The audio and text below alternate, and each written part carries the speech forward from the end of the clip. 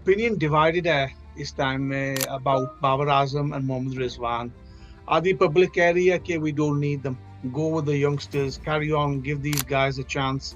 आधी public कह रही है कि देखो हमारा हाल क्या है without Babar Azam and Mohammad Rizwan. Sufiyan मुकीम को अगर आप देखें, सुफियान मुकीम भी आपका हर मैच में white ball specially T20 format में वो आपको एक डिफरेंट वेरिएशन देता है. देखो for example Mohammad Aris देख लो, I'm not just singling him out, लेकिन 3 very poor scores. ऐसा लगता है कि हमारे जो टॉप ऑर्डर बैटर्स हैं, they only know one way to play.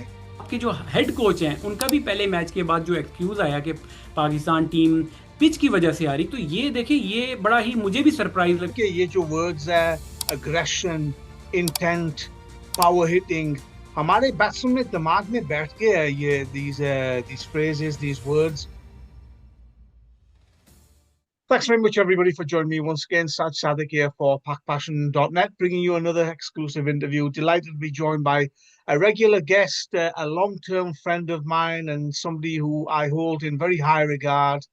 Very nice guy, great friend of mine, former Pakistan all-rounder, over 20-year first-class career, 790 first-class wickets, played all around the world, in Australia, obviously in Pakistan, in New Zealand, Scotland, many years in county cricket where people still remember him with fond memories. And he's a level 4 ECB qualified coach, not many of those around from Pakistan. And he's worked for the ECB, he's worked for Pakistan Cricket Board and many other boards. Delighted to be joined once again by Yasser Arafat. Yasser bhai, hope you're well. Yeah, thank you very much, Sajid bhai. बहुत शुक्रिया, thank you. Yasser bhai, let's start with the Bangladesh series. Unfortunately, देखो history में हम लोग आजकल हमारी cricket team जो है रिकॉर्ड्स ब्रेक कर रहे हैं, हिस्ट्री बना रहे हैं for all the wrong reasons, unfortunately. Yasser bhai, first time Pakistan has lost a T20I series to Bangladesh. Very, very disappointing है Yasser bhai. देखें, रिकॉर्ड्स खुशी होती है जब अच्छे रिकॉर्ड्स बने, मगर इस तरह के रिकॉर्ड्स जो बनते हैं, अफसोस होता है, दुख होता है कि पाकिस्तान जो कि एक क्रिकेटिंग जाइंट कहलाया जाता था, लोग इसको इस पाकिस्तान की टीम को आकर देखते थे, सपोर्ट करते थे और क्रिकेट को, पाकिस्तान के प्लेयर्स को फॉलो किया जाता था. मगर अब अनफॉर्चुनेटली ऐसा है कि जिस तरीके से पाकिस्तान क्रिकेट रन की जा रही कुछ अरसे से, और उसके बाद फिर वही रिजल्ट जिस तरीके का पाकिस्तान क्रिकेट बोर्ड रन हो रहा है, वो उसी तरीके की पाकिस्तान की जो परफॉर्मेंस है, इनकन्सिस्टेंसी जो हमारे पाकिस्तान क्रिकेट बोर्ड में होती है, वही हमारी टीम सिलेक्शन में, वही हमारे कोचिंग स्टाफ में, वही फिर हमारी जो रिजल्ट्स आते हैं.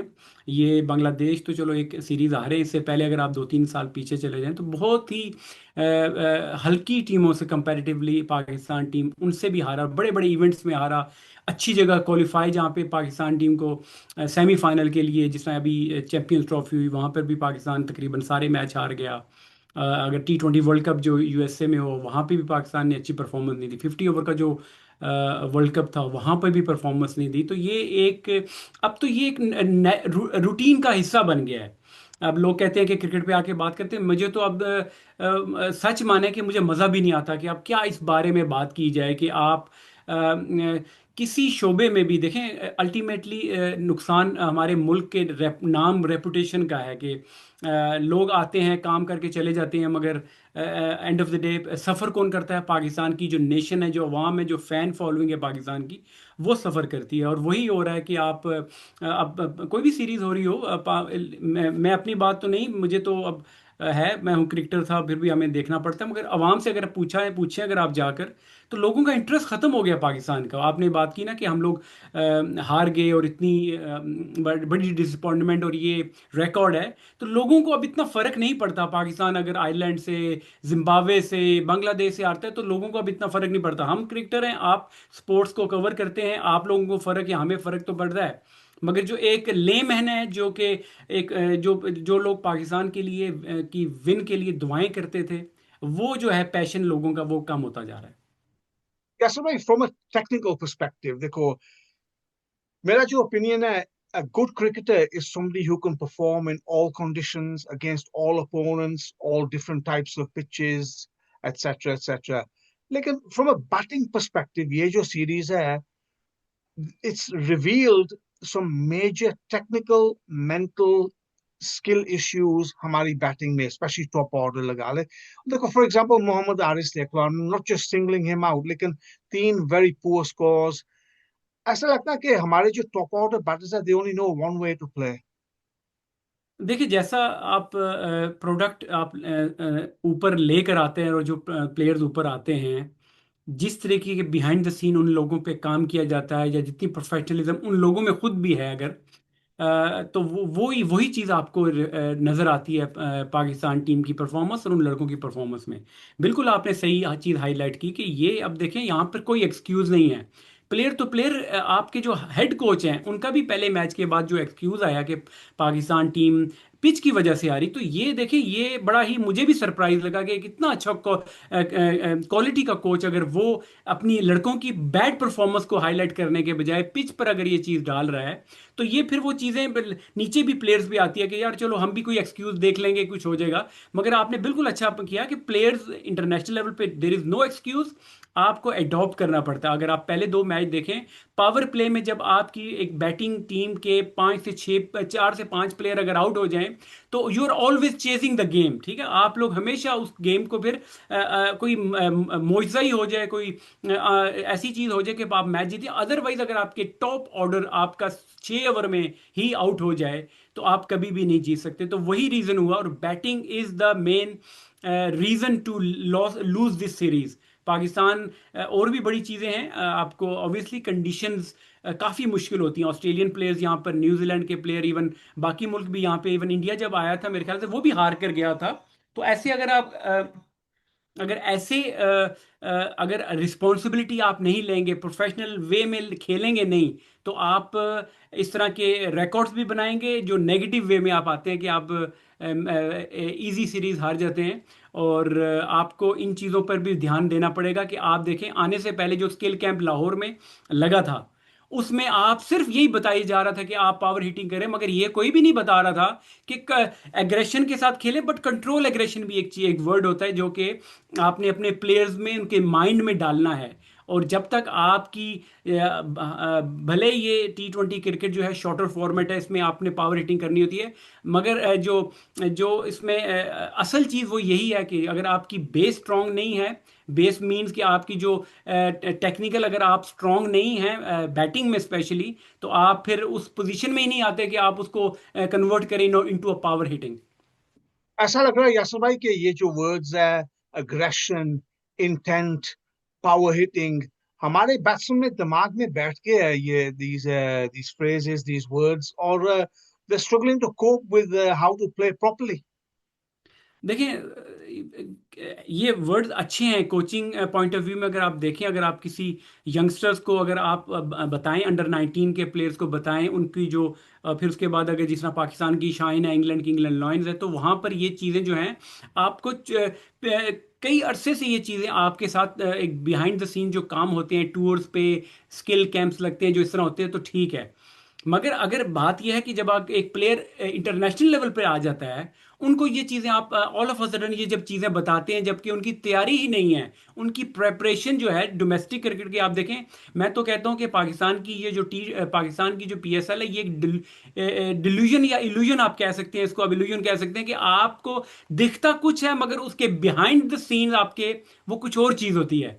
तो क्योंकि आप उनकी परफॉर्मेंसेस पे, वहाँ की परफॉर्मेंसेस पे जो लड़कों को जब पिक करते हैं, तो वो इंटरनेशनल लेवल के लिए, अच्छी स्ट्रांग ओपोजिशन के लिए, टफ कंडीशंस के लिए वो लड़के तैयार ही नहीं होते। आप उनको एज अ कोच तो आप कह देते हैं कि आपने एग्रेशन करना है, मगर एग्रेशन के पीछे बहुत सारी ऐसा बहुत बड़ा प्रोसेस है कि आपने उस प्रोसेस से, आप क्या आपके लड़के उस प्रोसेस से गुजरे हैं? मेरा नहीं ख्याल कि आपके लड़के जो जितने भी अभी ये पाकिस्तान टीम में जो खेल रहे हैं, फखर जमान एक थोड़ा सा एक्सेप्शनल केस है, क्योंकि वो थ्रू प्रोसेस आया है और पाकिस्तान की डोमेस्टिक क्रिकेट खेल कर आया है। वेरस ये जो लड़के हैं अभी, जिस तरह आप देखें, 2 लड़के अहमद दानियाल और वो जो सलमान मिर्जा हैं, बड़ी अच्छी फाइंड इस सीरीज की हैं। मगर अगेन मैं ये कहूँगा कि कितना बिहाइंड द सीन उन लड़कों पे काम हुआ हुआ है। ठीक है, उन लोगों ने कुछ अरसा फर्स्ट क्लास भी खेली होगी, PSL भी खेली है, मगर आप इस ईसीबी और इंग्लैंड के स्ट्रक्चर को आप मॉनिटर भी करते हैं, देखते भी हैं, यहाँ पे लड़कों को 9-10 साल से ही जो बेसिक्स ऑफ क्रिकेट हैं जो सिखाना शुरू कर दी जाती हैं, तब जाके वो 19-20 तक के वो आते हैं, तो लड़के उनकी जो पीछे 8-10 साल का उन पे काम हुआ होता है, वो उन पे ये बातें अच्छी लगती हैं कि इंटेंट, स्ट्राइक रेट और इस तरह की चीज़ें। वेरस पाकिस्तान में स्टेट अवे लड़कों को आप लेकर आते हैं और उनको ये चीज़ें बताते हैं, वेरस उनकी जो बैक ऑफ द उनके कैरियर में जो है उन पे काम ही नहीं हुआ होता। यासर भाई, opinion divided है इस टाइम में about बाबर आजम and मोहम्मद रिजवान. आधी पब्लिक कह रही है कि we don't need them, go with the youngsters, carry on, give these guys a chance. आधी पब्लिक कह रही है कि देखो हमारा हाल क्या है without Babar Azam and Mohammad Rizwan. Where do you stand on this, यासर भाई? देखिए, अगर माइक हसन ने अगर ये स्ट्रेटेजी बनाई है कि हमने नए लड़कों के साथ, यंगस्टर्स के साथ जाना है, और एक दफ़ा आपने फॉरवर्ड स्टेप ले लिया है, तो मैं नहीं समझता कि अब बैकवर्ड स्टेप लेना चाहिए। और एक बल्कि गलती उन्होंने ये भी की है सिलेक्शन की, जो हम जो बहुत सारी बातों की जो बातें यहाँ पर कर रहे हैं, उसमें सिलेक्शन जो पॉलिसी है वो भी मुझे थोड़ा सा गलत लगती है यहाँ पर। कि जिस तरीके से आप देखें, साहबजादा फरहान आज जब मैच खेले तो टोटली डिफरेंट लगे। अब एक लड़का आपका डोमेस्टिक में भी पूरे साल रन्स करता हुआ आ रहा है, तो किस तरीके से आप उसको शुरू के मैचेस में आप उसको बिठा सकते हैं? तो एक बड़ी हारने की वजह यह भी थी कि एक आपका इनफॉर्म बैट्समैन जो था वो बेंच पर बैठा हुआ था। सिमिलरली सुफियान मुकीम को अगर आप देखें, सुफियान मुकीम भी आपका हर मैच में white ball, specially T20 format में, वो आपको एक डिफरेंट वेरिएशन देता है। ये थोड़ा कॉन्सेप्ट जो हम लोगों ने ऑलराउंडर्स का डाला है कि थोड़ी बैटिंग भी कर लेगा, थोड़ी बॉलिंग भी कर लेगा, तो अभी तो ये कंडीशन थोड़ी सपोर्ट बॉलर्स को कर रही है। मगर जब फ्लैट पिचेस आएंगी तो वहां पर आपको स्पेशलिस्ट बॉलर चाहिए, ख्वाह वो फास्ट बॉलर हो जो डेथ में या पावर प्ले में अच्छी बॉलिंग करे, और स्पिनर अगर है तो वो आपको मिडल में अच्छे ओवर करके दे।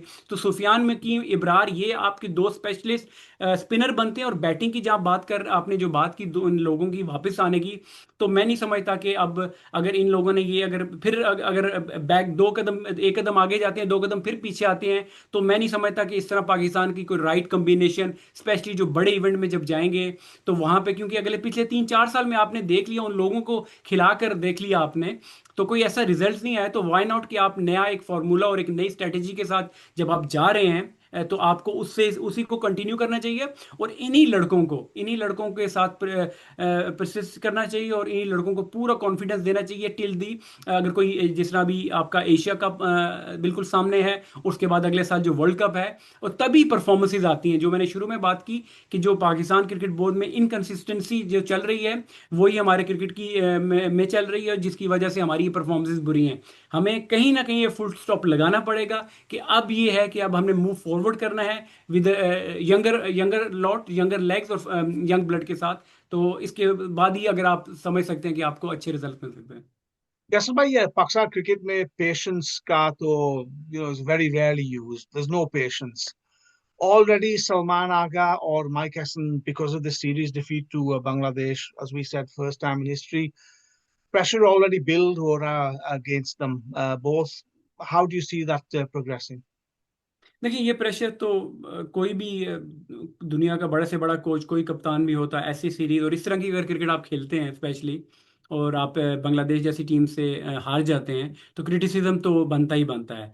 अब डिपेंड करता है कि माइक हैसन इस क्रिटिसिज्म को कैसे लेते हैं। और सलमान अली आगा देखें, एक अच्छा क्रिकेटर है, मगर हमारे पास वो लग्जरी नहीं है जो दूसरे ममालिक, जो दूसरी कंट्रीज के पास लग्जरी होती है, कि उनके पास 3-4 प्लेयर मौजूद होते हैं इन लाइन, जो कि जिनकी अपनी प्लेस परमानेंट होती है इन द स्क्वाड, टीम में होती है, तो आपके पास ऑप्शन होती है। वेरस पाकिस्तान के पास ये एक आप इसको प्रॉब्लम कह लें, इसको एक इशू कह लें, कि आपके पास प्लेयर्स ही नहीं है कि जिनको आप पिन पॉइंट करें कि इस लड़के में कप्तानी की स्किल्स हैं। मगर अगर अब ये है कि जब आपने इनको बना दिया है, तो हमें वही बात है कि जब आपके पास बेंच पे या आपकी टीम में कोई ऐसा मौजूद नहीं है, तो आपको इसी से परसिस्ट करना चाहिए। और पाकिस्तान क्रिकेट बोर्ड को एक फर्म स्टांस लेना चाहिए। जिस तरह पीछे आप देखें, जेसन गिलिस्पी का टेन्योर बड़ा ख़राब रहा, उसके बाद गैरी कर्स्टन चले गए, फिर उसके बाद कप्तान चेंज हुए, प्लेयर्स चेंज हुए, सिलेक्शन कमेटीज़ वगैरह चेंज होती रही। तो ये चीज़ों को अब यहाँ पे पाकिस्तान क्रिकेट बोर्ड को अगर अच्छे रिजल्ट लेने हैं, तो उनको यहाँ पे एक फर्म स्टांस लेना पड़ेगा। क्रिटिसिज्म लोग करते हैं, करने दें। आपका काम as a cricket board, as a fatherly figure, आपका काम यह है कि आप अपने कोच को, कोचिंग स्टाफ को, अपने अल्टीमेटली स्लोली एंड ग्रेजुअली अच्छे रिजल्ट्स आते हैं। Oh, Yasir bhai, you mentioned some of the positives from the Bangladesh series. Obviously, Salman Mirza, Ahmad Danial ने अच्छी bowling की. वो Sahibzada Farhan played well in the third match. लेकिन ज्यादातर तो negatives है. लेकिन let's talk about some of the positives, Yasir bhai. नहीं, बिल्कुल आपने ये जो नाम लिए, सलमान ने बहुत अच्छी बॉलिंग की और एक अच्छा एक्साइटिंग आपको एक डिफरेंट वेरिएशन आपको लेफ्ट आर्म एंगल से जो बॉलिंग करता है, स्पेशली विद न्यू बॉल, जो शाहीन अफरीदी जो जो उनकी जो पास में हमने देखा जिस तरीके से वो विकेट्स लेते हैं, इनमें भी वही एबिलिटी है, वही क्वालिटी है। अब ये है कि पाकिस्तान क्रिकेट बोर्ड कैसे इनको लुक आफ्टर करता है और ये खुद एज अ प्रोफेशनल अपने आप को कैसे ये अपने आप को अपना आपको लुक आफ्टर करते हैं और अपने आप को और ट्रेन और बहुत और अपनी स्किल्स को बेहतर करते हैं। एमएल दानियाल की बात की आपने, उनके भी पेस काफ़ी अच्छी है, उनके पास स्किल्स भी उनके पास अच्छी हैं। तो अब डिपेंड करता है कि ये लोग कैसे अपने आप को कैरी ऑन करते हैं एट इंटरनेशनल लेवल, क्योंकि ये कंडीशन जो बॉलर्स के लिए अच्छी थी, आपको आगे जाके फ्लैट पिचेस भी मिल सकती हैं, अच्छी बैटिंग साइड्स के अगेंस्ट जब आपको बॉलिंग करनी पड़ेगी वहां पर आपको मार पड़ सकती है। तो उसके लिए आपने अगर अपने आप को और बेहतर करना पड़ेगा, मेंटली, टेक्निकली और फिजिकली भी आपको और अच्छा करना पड़ेगा अपने आप को। उसके साथ आप देखें Sahibzada Farhan very consistent throughout the year. आप अगर आप उनकी डोमेस्टिक देख लें, पीएसएल देख लें और इंटरनेशनल लेवल पे भी उनकी परफॉर्मेंसेज बहुत अच्छी हैं। बस अब ये है कि जिस तरह सुफियान मुकीम का भी डेब्यू बहुत अच्छा हुआ था, उनको भी अगर टीम का एक परमानेंट हिस्सा बना दिया जाए विद इब्रार या एक आधा कोई और स्पिनर अगर आप डाल के, तो मैं ये समझता हूँ कि पाकिस्तान की बॉलिंग लाइनअप थोड़ी सी बेहतर हो जाएगी और बैलेंस हो जाएगी। और उसके साथ साथ बैटिंग की तो जो हमने जो शुरू में बात की, प्लेयर्स को रिस्पॉन्सिबिलिटी लेनी पड़ेगी। अब 3 सीरीज बैक टू बैक ये लड़के खेल चुके हैं। अब ये अब कोई एक्सक्यूज कोई नहीं है, अब अपने आप को अपनी गेम को अपलिफ्ट करना पड़ेगा और रिस्पॉन्सिबिलिटी लेनी पड़ेगी। सैम अयूब एक आप देखें रिसेंट पास में एक इतना अच्छा आपके पास क्रिकेटर आया है, वो इंजरी अनफॉर्चुनेटली हो गई, मगर जब से इंजरी के बाद वो आए हैं वो थोड़ा इनकन्सिस्टेंट हैं, उनकी वो फॉर्म नहीं है। सैम को भी अपने आप को प्रोफेशनल वे में अपने आप को और बेहतर करना पड़ेगा। फ़खर जमान का भी जो थोड़ा 2-3 साल का अगर उनका कैरियर रह गया है, उनको भी अपने जो बड़े बड़े इवेंट्स आ रहे हैं यहाँ पर एज अ सीनियर प्लेयर अपने आप को पाकिस्तान की बैटिंग को लीड करना पड़ेगा और वहाँ से अपने साथ जो यंगस्टर्स हैं उनको भी साथ खिलाएं और उनको उनको भी बेहतर करें। तो ये चीज़ें पॉजिटिव्स हैं और इसको अगर पाकिस्तान क्रिकेट बोर्ड इन सब चीज़ों को अगर अच्छे तरीके से लुक आफ्टर और टेक केयर करे तो इंशाल्लाह रिजल्ट्स बेहतर बेहतर आएंगे। Final question, यासर भाई, आपने शहीन शाह अफरीदी का नाम लिया. बाबर और रिजवान की बात हमने की, लेकिन शहीन की जगह बनती है ये T20 स्क्वाड में? देखिए ये अब सारा डिपेंड करता है कि माइक हैसन ने जिस तरीके से अगर इन लड़कों को, आई डोंट नो, उन्होंने रेस्ट दिया है, ड्रॉप किया, अगर तो उनको ड्रॉप किया है तो अगर तो वो समझते हैं कि उनमें कोई बेहतरी आ, क्योंकि वो क्रिकेट बैक कोई क्रिकेट हो नहीं रही पीछे। मैंने वो देखा, वो क्लिप्स देखे, वो यहाँ पे इंग्लैंड में WCL वालों के साथ ट्रेनिंग तो अपने कर रहे हैं, अपनी फिटनेस कर रहे हैं। तो I don't know inside story क्या है, मगर अगर वो माइक हैसन समझेंगे कि अपने इस बॉलिंग अटैक में उनको लेकर आया जाए तो इसमें कोई बुराई भी नहीं है। एक अच्छे fast bowler, experience fast bowler हैं और उनमें एबिलिटी भी है, क्वालिटी भी है। तो अगर वो समझते हैं इस टीम में उनको लेकर आए तो लाया भी जा सकता है। और पास में उन्होंने परफॉर्मेंसेस की हैं। तो it's all depends on mic Hesson जो सिलेक्शन जो आपके कोचिंग स्टाफ का हिस्सा है, क्योंकि उनकी ये थ्योरी एक उन्होंने रखी हुई है कि एक तो नए लोगों के साथ जाना और उसके साथ ऑलराउंडर्स की वो बहुत बात कर रहे हैं। ये टाइम विल टेल कि उनका ये जो डिसीजन है ये बेहतर है कि सही है कि खराब है। यासर भाई, बहुत बहुत शुक्रिया आपके टाइम का. Always interesting views and really appreciate your time. Wish you all the best and inshallah we'll catch up with you soon. Thank you. Thank you.